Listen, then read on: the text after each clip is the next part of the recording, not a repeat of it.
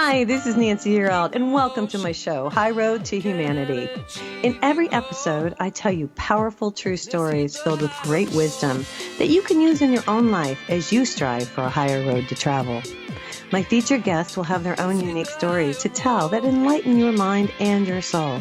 So kick back, relax, and learn the secret to success when you take the high road. First touch, strong connection, it lays deep in your soul.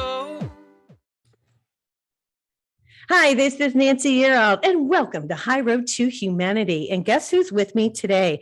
I have Lon here, and we're going to talk about her new book. It's Modern Merlin, Uncover Your Magical Powers. And if you're watching me on YouTube, this is her book. Welcome to High Road to Humanity, Lon.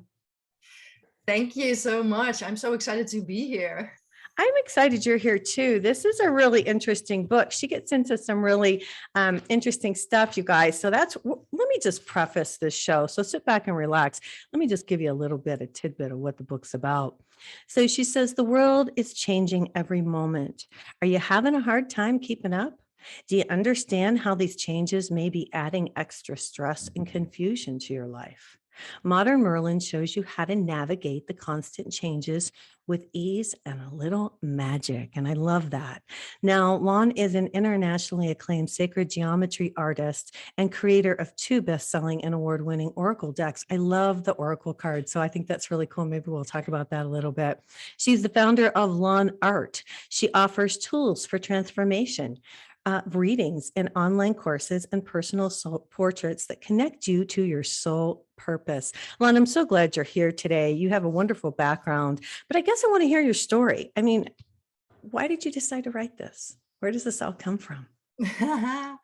Funny, right? Yeah. I guess I mean, if I look back, it all ties back to the whole journey of life. I think I grew up in Holland, in the Netherlands, and I was an extremely sensitive child. And growing up in an environment that not necessarily shared my viewpoints. So I felt lonely as a child whenever I would bring up something that I would experience in my surroundings or experience in other people and brought that up. The response often was like, you're imagining things. And so there wasn't any vocabulary around all that. And I most of the times actually felt that I was crazy, that there was something wrong with me, and I felt very alone. And it took me to in my 30s, actually, before I started, actually late 20s, before I started traveling and outside the borders of Holland, where I went to Thailand, and I met people there that were talking about soul and energy, and they were talking about manifestation and aura and stuff like that. And also this whole world opened up to me, and I realized that not only am I not crazy, this is all the stuff that is coming, and there's more people out there that are experiencing this. And I realized I want to talk about this. I want to bring it in the open.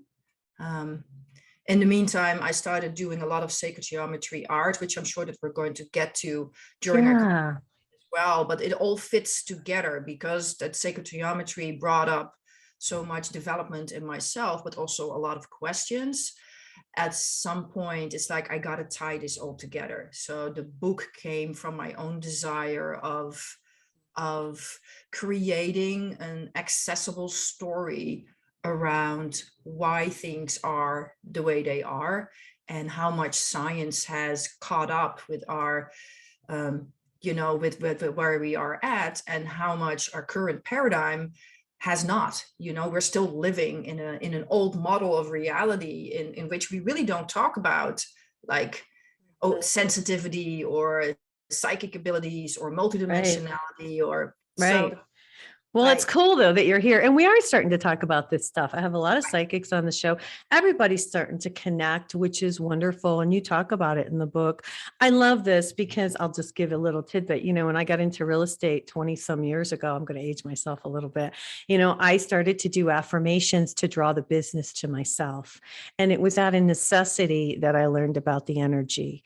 And it's interesting because you drew a lot of these. Talk about this, because really it's coming down to the sacred geometry. really, because everything's changing.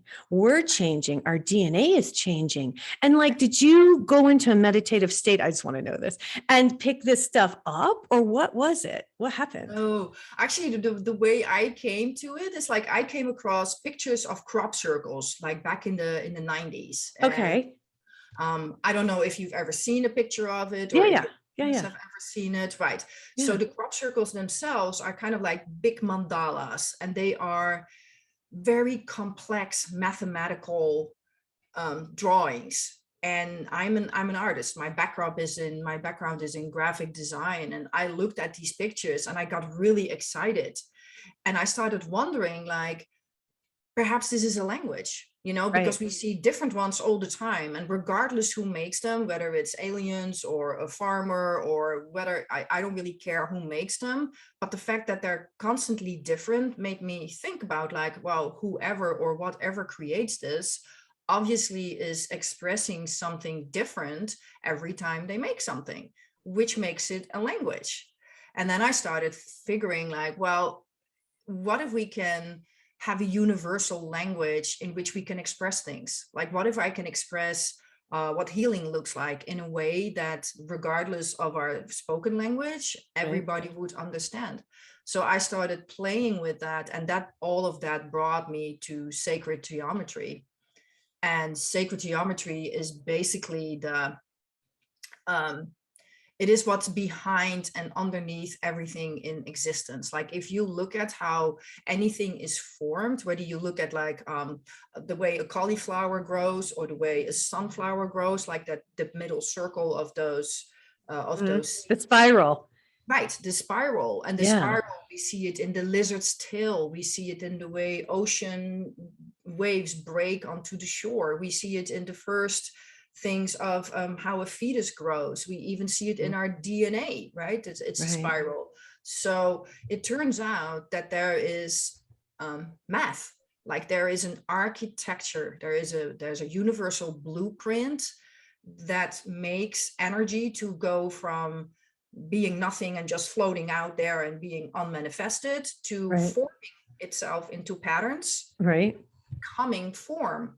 And the way it's forming itself between being nothing and just floating out there to becoming form, it does that on the principles of sacred geometry. Now, I have a question. So when you Yes. start, so when you started looking at these crop circles, I think this is cool because I'm into all this stuff too. And so is the audience, by the way. We've been doing this for a while. So they, yeah, they know it. So here's the thing. So you see these crop circles. What have you figured out what they mean? No, curious. and I know, I mean, what they mean, and that, the most of the discussion with crop circles is actually around who made them, right? Yeah, There is so right, much controversial right. about, like, my gosh, this has been aliens that come, or it's been the earth, something with magnetics and the earth pulling it in a certain way. And then there's the people that totally believe that maybe it's a hoax, it's the farmer with his tractor with a Yeah, bottle, right. beer bottle behind the tractor, making this pattern, which, by the way, would make this farmer extremely talented. Because I'm an artist and I'm a nerd, I know about math, but even trying to make these designs on a Yeah. computer where you have the help of a computer is almost impossible, let alone trying to do it in the dark on a field spread out over hundreds and hundreds of yards, and it being perfectly symmetrical. Like, that is Right. one talented farmer. I love that. Thank you for that explanation, Lon. That's great. So I kind of passed by, like, I don't really care who made it. I am more intrigued that it's there. And I find it very sad that collectively we kind of ignore it. There's very little coverage of this in the news, and it should be on the news every time something like that appears in the field, because it's breathtakingly beautiful. And there is definitely this design. I mean, I think there is some sort of a Message. It's a message. like It there is is. meaning, right? There is a Yeah. reason why it's a circle, or why it's a square, or why it's 5 circles, or I mean, it's a communication. I truly believe it's a form of communication. I do too. Let's back up a little bit, because the audience, we've talked a lot on this show about manifestation, but I love how you put it together in this book. You did a beautiful job, by the way. Thank you. Yeah, you really did, because a lot of people don't understand that we are creators and that we are manifesting our reality right now. And you call it magic. Right. Yes, I call it magic. And I also say that we hear so much about the word manifestation these days. And manifestation is it's the new word for magic, right? What we used to call magic, we now call manifestation, because both things mean and indicate the ability to change what is into what we want it to be, to change our reality and alter it into where we want it to go. Right? If we look at magicians, that's what they do. They, in whatever form they do it, they change something or somebody and they make it into something else. So the way I explain magic is that magic basically is anything that we can see or experience or notice that it's really happening, but we don't have an explanation. Like our logical mind does not have an explanation. And if we don't, and we still experience it, we throw it in the box of magic, right? Must be magic that happens, because no idea how it happened. But then, of course, when we look over time and over human evolution, there were a lot of things that we thought were magic and that over time have been explored and proven and explained by science. And then we go like, oh, that's how that works. And then we took it out of the box of magic and we made it part of our belief system. Sunrises, sunsets, right? There was a time when humans first on Earth, we didn't know about planets and rotations and all of that. And that big warming ball of light in the sky would come up, and we were revering it as something like, wow, this must be magic. Like it was a god or something. A lot of people Right. worship them. Right. Yes, yes. And not until we started understanding about rotations and planets, we were like, oh, it's actually not magic. It's part of reality. Right. So our definition of magic changes with our evolution, and so does our definition of reality. Right. I like, we got to go to commercial break here in a second, but I really like how you talk in the book, and we come back, I want to talk about the belief, what is real, because we do create our own reality, you guys. So she talks about this really interesting stuff. The book is called Modern Merlin, Uncover Your Magical Powers. It's a new paradigm for a new time by Lon. This is Nancy Yearout. This is High Road to Humanity, and we'll be right back. Welcome to the Ascension Institute annual program. It is my sincere desire to support you and to bring you to a new level of mastery that will allow you to serve humanity in the way you've always wanted. My name is Maureen St. Germain, and I have led this program for over 7 years. It is my sincere gratitude that allows me to offer this to you at this time. Check it out. Thank you for listening. Hi, this is Nancy Yearout, and we're back here with Lon, and we're talking about Modern Merlin. We're talking about one of my favorite subjects, which is energy. And, you go through, you guys, I don't want to give her whole book away, but she goes through from the beginning. She talks about energy. She talks about the quantum field. But one thing I want to bring up, is our beliefs, and what we believe becomes our reality, and we can change that. Talk about that, Lon. Right. Well, it turns out that so many things that we hear and that we grow up with, it gets stuck in our brains. So by the time we are in our mid-30s or in our early 30s, our belief system is put in place, and that belief system is going to determine our behavior. So the things that we go through as a child or that we experience as a child becomes the foundation of all our beliefs going forward. And if we're not aware of that, then we oftentimes limit ourselves in what we believe that we can even do ourselves, because this is just stuff that we picked up along the way. We've been And programmed. We've been programmed by our right, parents. We've been programmed by television, by society to by think our a certain thing.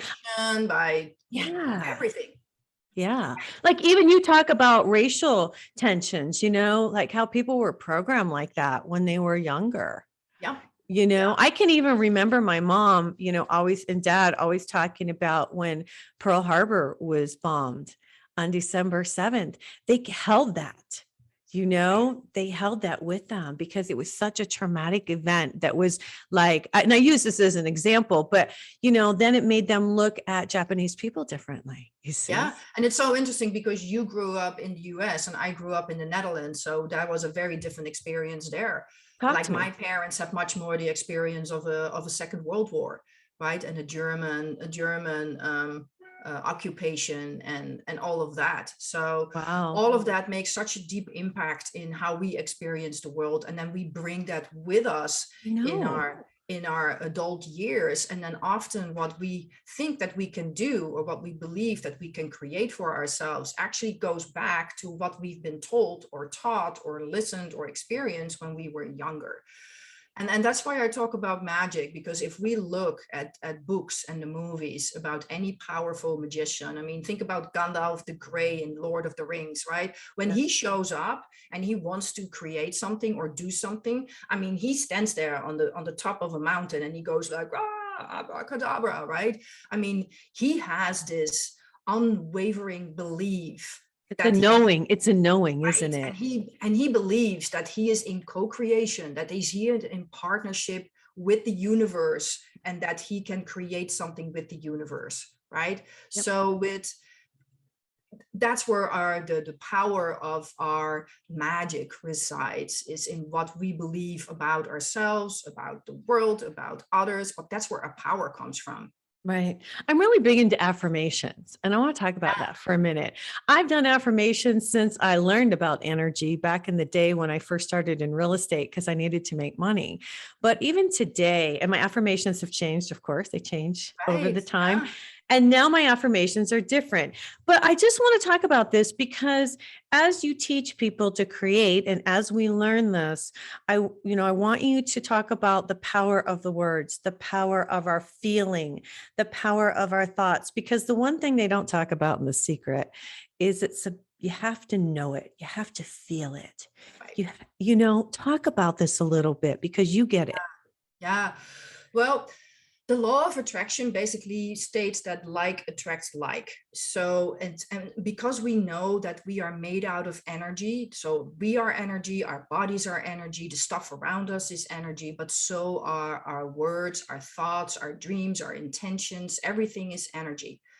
So the vibrational signal that we send out, like the bubble of energy that we have around us, is caused and is made up of the thoughts that we think with our mind and the feelings that we generate with our hearts. So it's really important to have those two in coherence, they call that, in alignment, on the same page. That's why with affirmations, if we just say the words, but we don't feel it in our hearts, or we don't emotionally believe it, it's not going to be as powerful. Like if you say like, I am unlimited, I am healthy, you can say those words, but not until you really feel it in the core of your being. That's where the vibration of your signal becomes like one coherent signal that you're sending out to the universe. And that's Right. and then the universe is going to respond in the sense, like going back to the beginning of our conversation, Right. all that energy is like floating out there being nothing. And now all of a sudden you are launching that signal into that big field of energy. And that field is going to repattern itself, restructure itself, To form give you what itself, you want, to give you what you asked for. to Yeah. create the form that fits Yeah. that signal that you send in there. I love how you explain it because, well, and I always tell people, be careful what you say, Right. because the universe doesn't know. The universe only knows that what you put out is what you get back. Yeah. I think that's where karma comes in, because people don't realize that if you do something really bad and it comes back to you because you know what I mean? I don't know if the universe deals in karma, but what I But do you know what I know- mean? What do you think about Yes. that? What do you think? Well, I think that's very layered and complicated, but I do think that if we do something, or if we intend something, or we have certain thoughts, then that signal, that vibrational signal of yours is going to reflect that, whether it's a good thought, a Or a bad bad thought, thought. or a Right. scary thought, or a really happy, joyful thought, right? The Right. universe doesn't judge. It doesn't. Right. That's it. Bingo. It doesn't Yeah. judge. It gives you what you ask for. I love that. And it's so cool that you're teaching this because people need to know this. All right, let's talk a little bit about empaths. I'm an empath. There's a lot of us empaths on the earth right now. I'll give you my take and I want to know what you think. I feel that we're all here at this time to help raise the vibration for others. What do you think? Yes, I think it's part of our human inheritance that we are supposed to live in social structure, that we are supposed to live in relationship with each other, with the earth, with every living being on this earth. And I think empathy is like it's part of our inherent magical powers, and it will expand and grow while we evolve. And the way I always explain empathy so that people understand how it works, when we talk again about that emotional, about that energy bubble that is being created by your thoughts and your feelings. Well, everybody has that, right? And all energy interacts the whole time. So if you have your energy bubble around you that has your thoughts and feelings, and let's say that you feel really sad today and we get together, then our energy bubbles are going to overlap at some point, right? So your sad and thoughts and feelings in your energy bubble are going to overlap with my energy bubble, and we're going to pick up from each other. Right. That's really how that works. It's almost like, we're all kind of like radio transmitters. We Exactly. and transmit these signals. Right. Now, are you calling your energy bubble? Is that the aura? Is that what you're calling the energy? Or are you calling the aura something different? Just curious. I never really defined it that way. I suppose that the energy bubble is like the aura. Your It aura? has color. Yeah, it has a flavor. It has a color. Yeah. The only reason I asked, when I was younger, I Did you had see a, colors? huh? Did you see colors when you were younger? No, well, somebody drew my aura. Oh, okay. And it was bright yellow and all of this and that. I was younger. I was like, oh, that's really cool. And then Right. as I've got to understand auras, and then I, of course, have researched Edgar Casey, and that story, he Right. talks about auras when the woman gets in the elevator and she has no aura and she dies, and he realizes that when the aura is gone, there's no more color. So it's really, Right. yes, it's really interesting. So when you talk about the energy bubble, it makes me feel, that's our aura. That's our energy bubble right there. Well, And yeah, because colors are aligned with the frequency of something, right? yes, let's talk about it. Yes. And you know what I learned, and I want you to talk about colors a little bit. We got about 3 minutes. There's so much to talk about, but there is I a lady, know. I had a lady on my show years ago that healed her cancer with color. She would ask the divine, what color do I need to run through my body? And she would run a different color. So I know colors and the energy are associated. What do you know? I know that, for instance, chakras, we can talk about chakras, right? Chakras are energy centers that are like the main chakras that we have are located around the spine. Mhm. And the base one is at the bottom of our tailbone, and the Mhm. top one is at the top of our head, and then we've got like all 5 in between. Mhm. So all these chakras have a different color. They are being symbolized by a different color because the energies that are associated with it and the organs that are associated with it are different. So if you look at color, for instance, somebody that is really, really angry, their aura is going to be a different color than somebody that is very loving and very harmonious. Right. And it goes back again to words, and dreams and intentions, like all of it. It's all energy, it's all vibration, and vibration is different waves, right? And just like color, like colors are they're wave, they're energy waves. Like the wave of a red color is different than the wave of an ultraviolet color. Right. So you can connect all these things together: feelings, emotions, words, colors, all of it. It's all And the health energy. of our bodies as well. Yeah. Yeah. Right. That's interesting. Hey, we got to go to commercial break. When we come Okay. back, you guys, we're going to talk more with Lon. Her book is Modern Merlin. If you're watching me on YouTube, I'm holding it up. This is Nancy Yearout. This is High Road to Humanity, and we will be right back. Hi, this is Nancy Yearout, and this is High Road to Humanity. And I'm here today with Lon. She's joining me from San Diego. Her book is Modern Merlin, Uncover Your Magical Powers. And we're having a great conversation. And I just have lots of questions for you. Now, I've taught the audience, we're talking about connecting, and I've taught the audience how to connect, to bring in the light through the crown chakra, through the body, out through the arms, down through the feet. And I've also taught them how to bring the light up from Mother Earth through our feet and to connect those two. And you talk, yeah. And that's my biggest thing, because I believe there is a higher power. You can call it source, God, energy, whatever you want to call it. I call it God. And when we connect with that energy every day, and I believe when we run it through our body, it's healing and it's balancing. And then we start to get information. So this is really the key in my mind, is connecting with that higher vibration. Talk about your feelings on this, Lon. Yes, I agree. And it's so funny that we all call it a little bit different. In my book, I call it going into perceptual mode, changing from putting our perception on the external outside world and changing it into tuning into our internal world. Meditation is a form of doing that, right? And what it does when we do that, when we go inward, we start connecting to what you're talking about, to source, to a higher power, to a creative source, to God, to spirit, to the universe, whatever you want to call that. And that's where we find all that subtle information that is very multidimensional.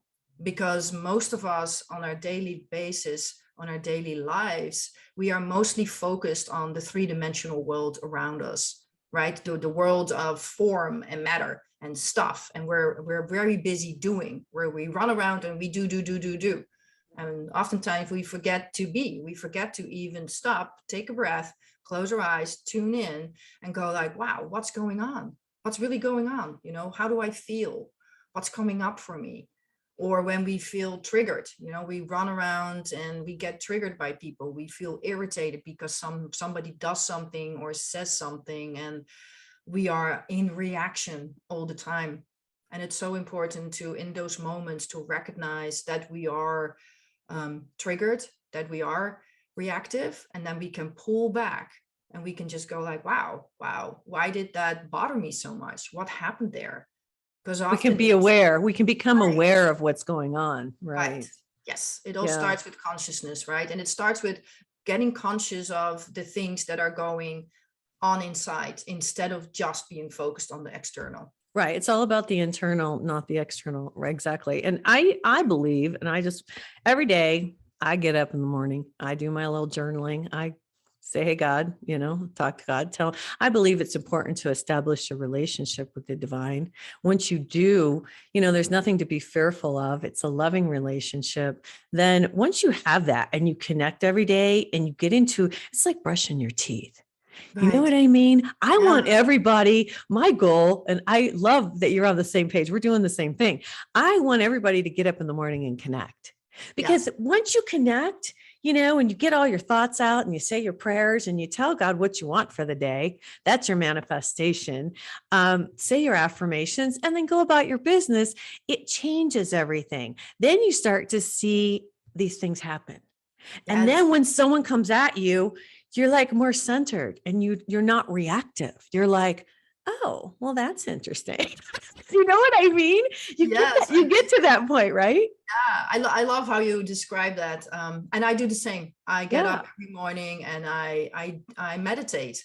Right. And it's so easy to skip that, right? It's so easy to say like, oh, I don't have time for that. I'm busy. I want to do something else. But I do notice that if I meditate every day on a regular basis, even if it's 10 minutes or 20 minutes or something, I'm calmer during the day. I feel better. I sleep better. I laugh more. it changes you, because it actually changes your brain waves. When you allow your brain waves to slow down in that time of inner contemplation or meditation, it actually slows down your brain waves, and that is a signal to your body to do all these beautiful things of like healing and getting into balance. And that's why we feel so good after we do that.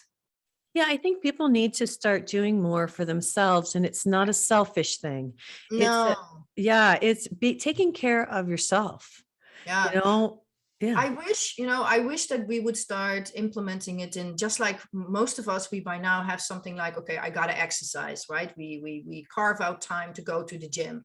A lot of us do that now. I wish that we would carve out time to just sit with ourselves, even To for 10 connect with the divine. right, and teach our children. Our education is so behind in all of this. We still don't teach our children about multidimensionality. We don't teach them that they are actually made of energy. We don't teach them that words are made of energy, so that it matters what we say, it matters what we do. And we don't teach them to like meditate, right? To contemplate, to turn inward. And it's really silly, because science has proven a lot of this stuff by now. So I don't know why we're so behind, but it's But one we're of the getting reasons there. why I wrote the book. Yes, and we're getting there. Well, and it's true, science and people who are spiritual, it's coming together. It's Yes. finally starting to come together, because the spirituality has risen. I just came back from a conference in Sedona. So I've seen so many spiritual people, and I connect. I'm fortunate. I connect with people like you, Lon. So I learn and the audience learns.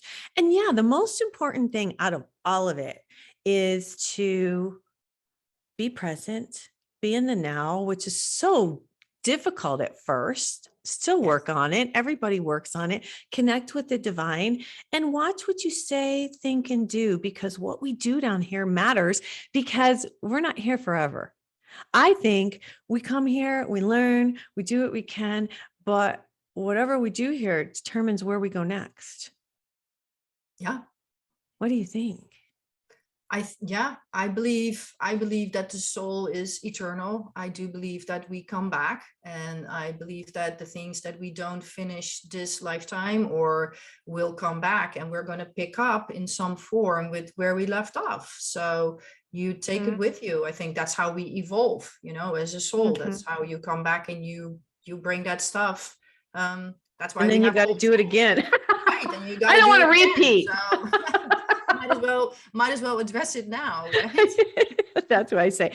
Throughout your book, you have sacred geometry. I'm looking for the flower of life. I don't know why I can't find it. You probably have one sitting there, but here we go. Yeah, here we go. Here's the flower of life. I've had one sit. I've got one. You're going to crack up. So I've had this flower. I've had this sitting on my computer for like a while. Oh, yeah. And I just keep it here. I cut it out. I want you to talk about some of this and why it's so important. You talk about the genius pattern. You talk about the egg of life, the flower of life. You guys, all this cool stuff in this book, by the way. Will you take a few minutes and talk about that? Yes. And it's also at the basis of all my work as an artist, right? So all my oracle decks, all cards in my oracle decks are based on sacred geometry, and a lot of them have the flower of life. In my first deck, actually, every I was going to say, show us a deck. Do you have a deck? See, the back has the flower of life on it. So, well, Lon, you got to pull. You want to pull a couple? Oh, it's beautiful. I will. Yes, I will do that. Will you pull a couple cards on our last segment? Yes, that's what you should do for us. Absolutely. Okay, cool. Sacred geometry and why we see such an uprise, and especially the flower of life. The flower of life is probably the most known symbol all over the world, and we've seen it all over the world on every continent, in every culture, for as long as humans be around. So it symbolizes our understanding that everything is connected. And for those of you that are not familiar with the picture, it starts with a circle. The circle is in the middle, and then you take an equal circle and you put it like halfway. So how do you call that? Like the outer circle crosses in the center of that first circle, right? Yes. And you start adding circles, and you keep on doing that. And the flower of life is 9 circles together, and it makes this beautifully proportioned flower. But you can, of course, keep on going and make this into a whole grid that way. And what it symbolizes is our understanding that everything is connected and that everything is that we're all part of the whole. Like the way I'd like to see it is that if we would all be a circle in that flower of life, Yeah. then we all connect in our heart centers, right? Oh, yeah. And that way we actually form a grid like the flower of life all over the world, realizing that we are all connected. And the way we are connected is because we are all energy, we are all vibration, and all that energy is all connecting and interacting in that field of energy. So your energy and my energy, you might be in New Mexico and I'm in San Diego, but my energy is vibrating out there in the field, and so is yours. So somewhere we are both influencing and both interacting with that same field. Therefore, we are connected. Love Right? it. Well, when we come back from commercial break, will you do some cards for us? I love Yes. it. Okay, Yes. cool. All right, you guys. I'm here today with Lana. Our show's going really quick today.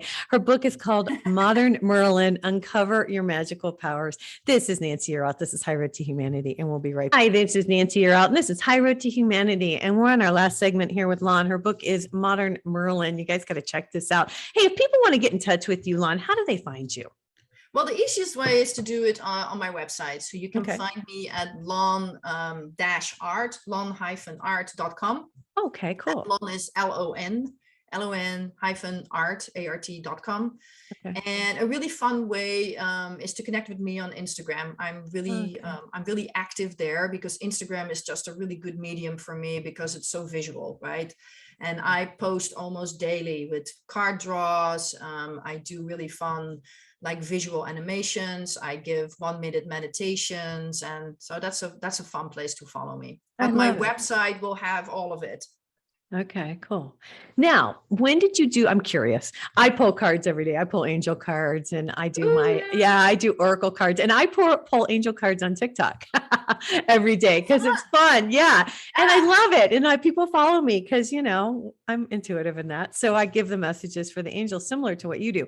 But why did you, I know you're artistic, so of course you would draw this, but why the cards? Talk to the audience a little bit about this. Well, once I started making sacred geometry images and I based them on concepts that are fundamental to the way we experience reality, like concepts like healing, intimacy, romantic love, relationship, awareness, things like that. At some point, I had so many of these images, and I make personal soul portraits as well. So I read somebody's soul energy, somebody's vibration, and I translate that as well in an image. Like the one that you see behind me here is my personal soul portrait. Oh, and it's called illumination because that's what I do. I'm an illuminator. So I give every portrait a name because I believe that we all carry in our souls qualities and attributes that are unique to us. Like what you bring to this earth to share with others and to grow with is different than what I brought, right? So your soul portrait, your soul essence is going to look different than mine. So at some point I had so many of these that I'm like, okay, I should do something with them. Everybody around me was saying like, oh my gosh, how can people enjoy this? And then somebody suggested like, you should make an oracle deck. And I'm like, oh, never thought about that. So that's how it started. I found a publisher that was perfectly aligned. That is still my publisher, Beyond Word Publishing. They actually published The Secret at the time. Okay. Yeah, so when I came to them and I showed them some of my images, they were all in right away. And we published this oracle deck in I think in beautiful. What's it called? This is really beat up actually because this is mine. This is called the Sacred Geometry Activations Oracle deck. And then there's another one which is the Relationship Oracle deck, and I do not have it here on my desk. Boy, I resonate with that one because I got chills on that one. So that must be a powerful deck that you've got in your hand. Yes. Yes. I feel it. I can feel that. Yeah. No, you know what? It's really interesting. It came out in 2016. It won an award in I bet the same year. The other one won an award as well. And it's still going up in sales like I'm through the roof in sales. You can find it on Amazon. So people are finding their way more and more to this. And because, see, all these pictures, I can show you some. So all the pictures in the deck have sacred geometry. I love it. Well, pull a couple cards for the show. I For High will. Road to Humanity. All right, let's pull some cards for the show. Let's pull some cards for our connection. Okay, You and cool. I. All And what- right. All let's right. see what's- You do you. You be you. It's always good to have some sort of a intention. Okay. So what's our intention on this one? Well, we're just going to pull. Ooh, dynamic. We are pulling a card to talk about what this is, the connection between you and me being on the show. And it is dynamic, isn't it? I mean, it's, Yes. and that's what it's about. The whole concept of dynamic means that you start putting things together and make them work, and things that might not always be obvious, have the courage to bring in new things and then mix it all up and make something that feels really good. And I feel that's definitely what we have been doing. It's a very dynamic interaction. So perfect card. Conversation. Yes. Perfect. Absolutely. I love it. Do you want another card? Sure. Do one for, you want to do one for me. Do one for me. Okay, one for you. For you Okay. personally? All Sure. right, one for you. Like, I'm where open. are you at? What is something that would serve you to see right now? There we go. Fertility. Oh, growth. Is that growth? Yes.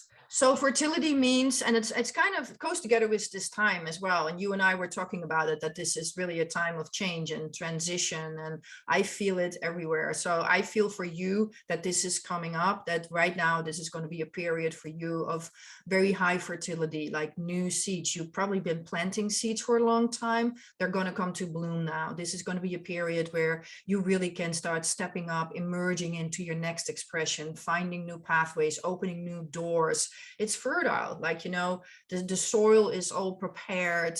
You have everything ready. You can start planting and watering, and it's going to bloom. Love it. Oh, God bless. Thank you. That's Oh, you're so wonderful. welcome. That is wonderful. Oh my goodness. All And right. Do one for the audience. One for the audience. Wow, for the audience in general. Okay. Yes, ma'am. One of the things I need to tune in. So I'm tuning in. I'm tuning into all of you out there that are listening. And I'm thinking like, okay, as an audience in general, and excuse me that I'm making you into one collective group now, because, you know, I can't do it individually, but as an in general. What is it? Universal love. Of course. Of course. Oh, God bless. I mean, isn't that perfect?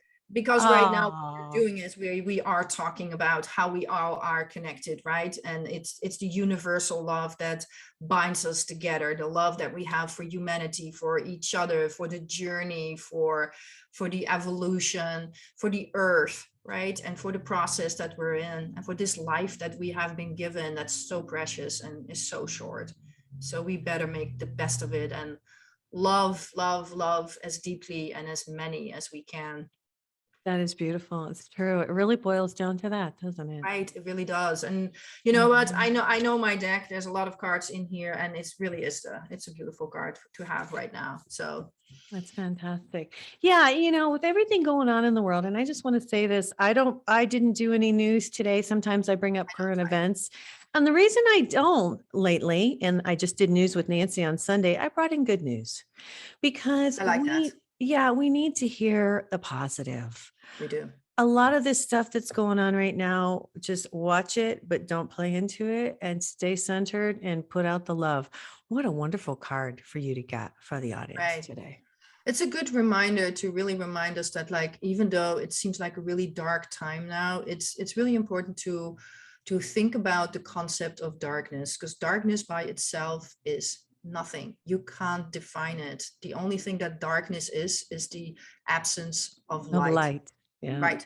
So the only way that we can get rid of the darkness that is out there is to shine light.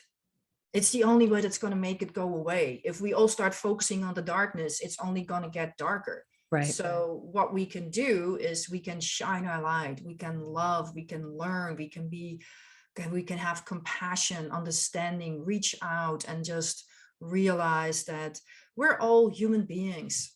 That's all we are. These are all human brothers, human sisters. We're all here in this together, and we got to find ways to reach each other and love each other. Yeah, I really would like to see, I'm really big on this. I had somebody on my show and they talked about the ETs. And they said the one thing that they don't understand is why we don't take care of our own. And, I've said this on the show a couple times, but I'm going to say it again. We need to take care of each other. Why don't we take care of each other? Why don't we look out for each other? That's where we have to go. That's what we have to change, is to love that person. We're all the same. Right. We're all energetic beings, and we just have to get to that point where we're putting out the love vibration. I don't know all the answers, but that's what I feel. I feel the same. And I think some of the answer is in education, because I think the reason why we don't love each other is because we feel separated from each other. We feel that there is an us and a them. And the reason why we feel that is because we don't always feel that connection to that same source. I think if we all start realizing that we're all energy, we all come from the same creative source, regardless of our religion or how we give that in detail. But in the end of the day, we're all energetic, vibrational beings, eternal souls that are here. We don't have to feel separated from each other. Right? As you're saying that, I'm thinking we have the same father and the same mother. Right. We just do. We just do. And if we can look at it like that, Yes. And if we can get out of our feeling of scarcity and lack. And I think that's why it's so important to realize our magical powers that derive from our ability to be in co-creation with that creative source, with that universe, with spirit. Yeah, I want to say one more thing before we get out of here today, that it just really hit me recently. And I've just realized that it's almost better to just connect with God and let go, because we're not in charge anyway. And then as the opportunities come, take them. Does that make sense? Yes. It's almost easier just to let go and not try to be in control anymore. Not that it's easy, because it's hard. More being, less doing, more or just going with the flow, accepting what's going on right now. Find the love, find the compassion, Yeah. That seems to be like what it is. Anyway, before we get out of here today, give everybody your information. Her book is Modern Merlin, you guys. It's by Lon. I'm sure they can pick it up on your website or on Amazon.com, or I'm sure. You can get it in every major Barnes & Nobles, Beyond Words Publishing. I think indie books, Goodreads, all of that. But Amazon definitely is an easy way of doing it. You can go to my website, lonart.com, lon-art.com. Okay. It was a pleasure to have you on the show tonight. It was so fun to be here with you. Thank you so much for inviting me. And thanks for pulling cards. Everybody loves that, Hey, you guys, we got to get out of here. But if you want an angel reading, go to my website, go to nancyyearout.com. I do pull angel cards every day on TikTok. And I've got a new class coming up, you guys. It's going to be like a love angel class. So look out for that when I'm putting it together right now. Lon, it's been a pleasure. We're going to get out of here for today. Everybody have a great week and God bless. Take care. Connect the dots and keep the motion. Can achieve your goal. Let's hit the higher road. Hey, you guys, join me next week on The High Road for more stories filled with wisdom, love, and hope for our future. Have a fabulous week, and know that by staying on the high road, you will make it to your destination. Visit my website, nancyyearout.com, where you can book a private session to learn how to tap into your own abilities. And check out my YouTube channel. It's Nancy Yearout's High Road to Humanity. You can achieve your goal.